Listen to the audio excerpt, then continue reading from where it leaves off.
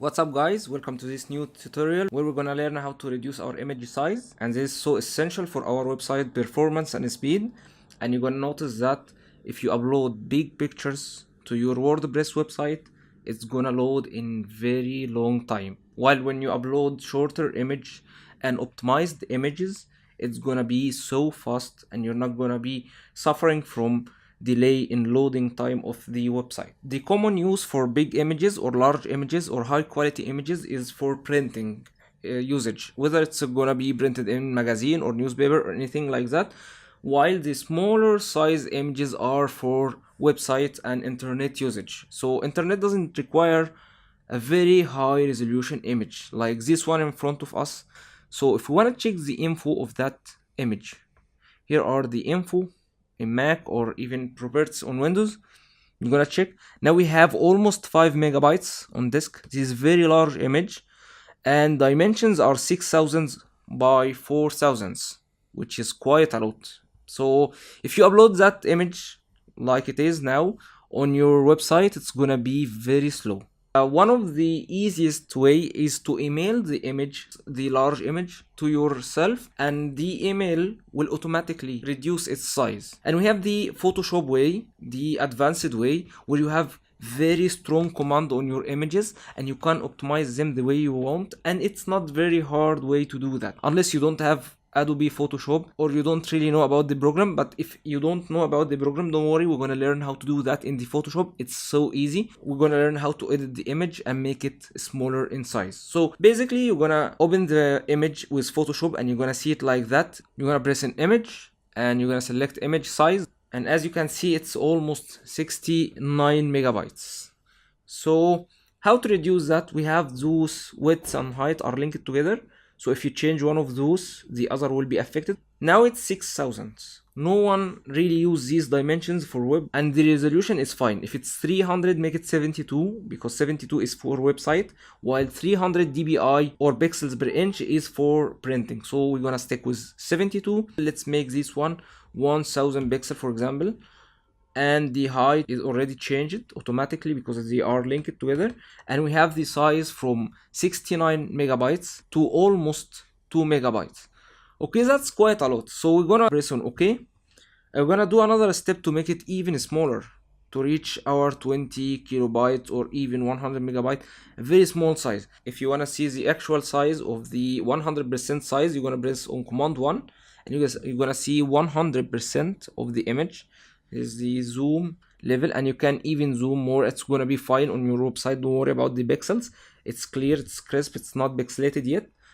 And we're gonna have to save that for web. You can save it at save as from here and use JPEG format or even PNG. That PNG is ideal for web and it's smaller size. Okay, now we don't want to save it as this way. We're gonna save it in another way. This is a regular way to save our photos, but if we want to use that for web, let's choose that one. If you want to use that one for the internet or saving for web, let's choose to export and save for web. It's gonna be almost 200 kilobytes with PNG 8. You can choose to make the colors even less from here, and instead of 32 we're gonna make it 16, and now the size is being reduced. Okay, let's try one more thing. Let's cancel that one and try another way to reduce our image even smaller than that. Okay, so we tried the 1000 pixel dimension. Let's make it even smaller. We're gonna press on Alt Command I to get the image size, or even pick it from our menu in here, image size. And we're gonna make our image size, if you're not gonna use it for a full width of the screen, we're gonna make it even smaller to probably 300 pixels or maybe 500 pixels. And now the image already reduced to almost 500 kilobytes without being saved for web. Okay, so we're gonna press OK, and now we're gonna export it from here and save for web, and we have image size now is 58 kilobytes. Now you have these tabs: original, the original image, and optimized, and 2up is comparing the original with the optimized one. And you have the 4 up is comparing your original image with different sets to choose from them, which is comparing 4 different dither option. For example, we have the original one and we have the 88% with 58 kilobytes, and you have the 0% with 50 kilobytes while it's maintaining 32 colors. Well, we have the 88% with 16 colors. Difference is not much, so it's according to your website, especially if it's a photography website or artwork website.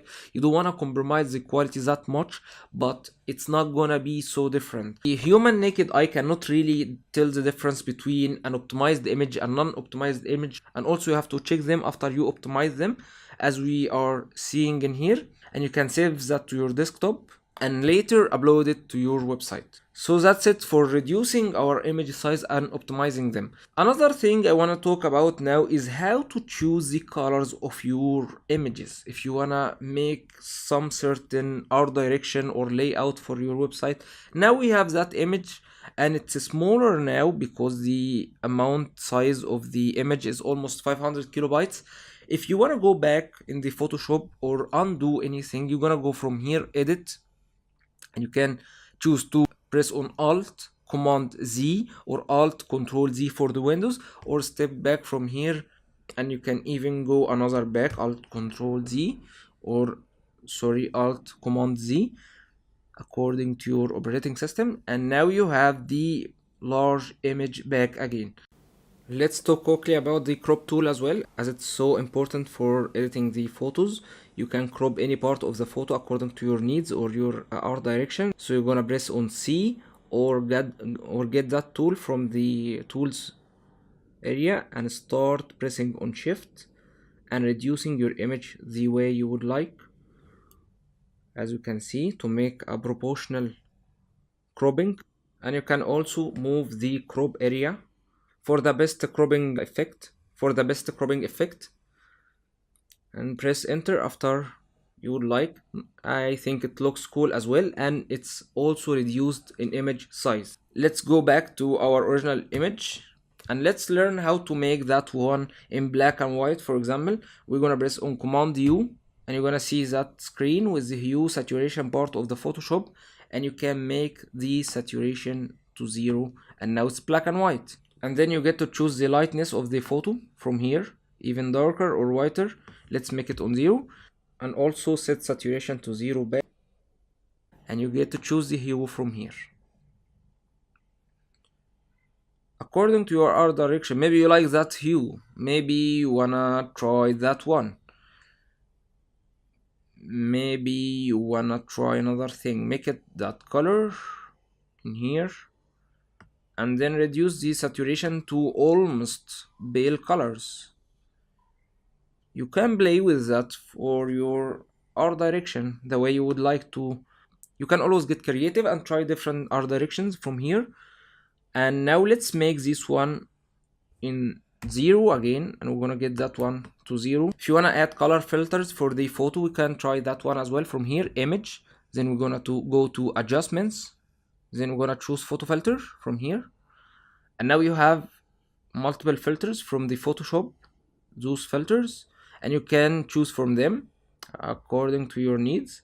And you can choose the density. If you raise that one to 100, you're gonna see a very intense color filter for your photo. Sepia one is so famous for old effect. If you wanna make old effect, you can try different stuff, magenta for example, and also the violet. Those are so cool filters which you can try with them.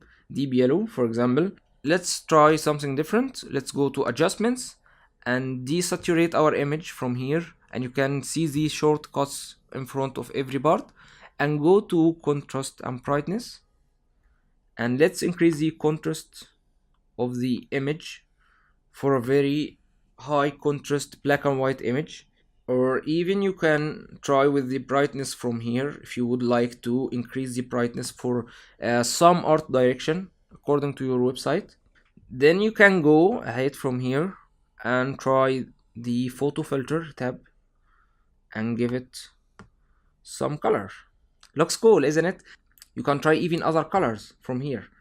Let's try the deep blue for example, or even the deep emerald, or even another color, maybe violet, and you can save that.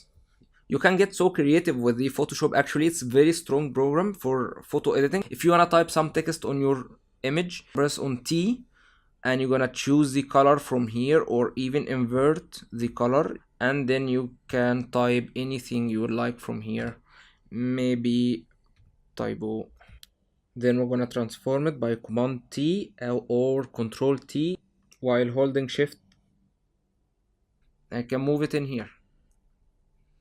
And if you wanna try to change the font size or even style, you can press on T again for typo tool, and you can change the font from here, or the style or font size from here. So that's it for our lesson. I hope it was easy one and creative one. I hope this helps you to get cool art directions with your website. That was Khalil Ibrahim with you. Hope you enjoyed that lesson, and see you in next lesson. Have a great day. Bye.